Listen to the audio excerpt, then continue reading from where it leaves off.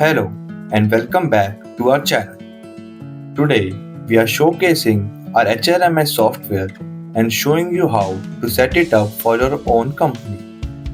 Firstly, once we provide the login credentials to the HR of the company, the first step after logging in is to click on the Setup tab as shown on the screen.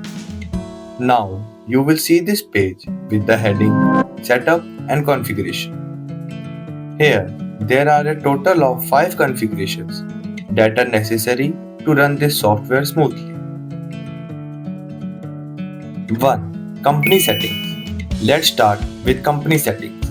Here, you need to fill in your company's basic identity, like the company's name, the industry it belongs to, the year it was founded, company size, and the website. Next, you need to enter the contact details.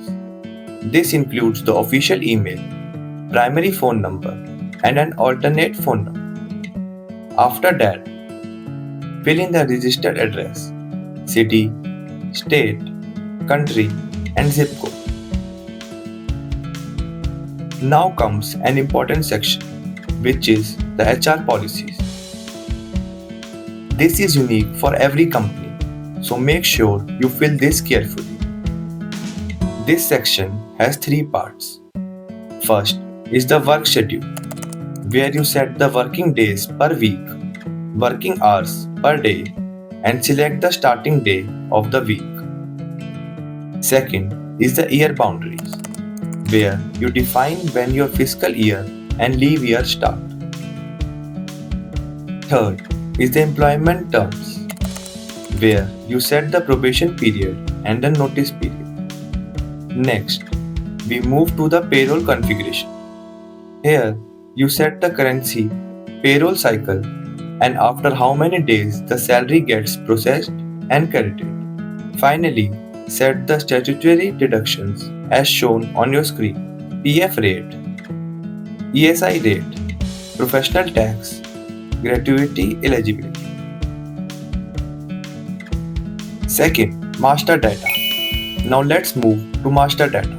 Here you will see 3 sections: department, designation, and location. Starting with departments, if you want to add a new one, simply click on Add Department. A pop-up will appear where you can enter the department name and its code. Next is designation. Click on Add Designation and in the pop-up enter the designation name and its level. Lastly, we have location. Since you will get a fresh setup, you can click on Add Location and enter the location name, city, and country. Third, leave types. Next is leave types. In this section, you define the types of leaves available for employees. Click on Add Leave Type and in the pop-up, enter the leave code, leave name, and the maximum number of days per year. Fourth, holiday calendar. Now let's move to the holiday calendar. This section is important because it is used by the attendance module for leave calculations and reporting. You can add holidays manually by clicking on Add Holiday, then entering the holiday name, date, type, and year. Alternatively, you can upload an Excel sheet with all the holidays, just like we have done here. Company policies. Finally, we have company policies. This section is used to manage and distribute company policies. As every company has different policies, you can add your own by clicking on Add Policy. A pop-up will appear.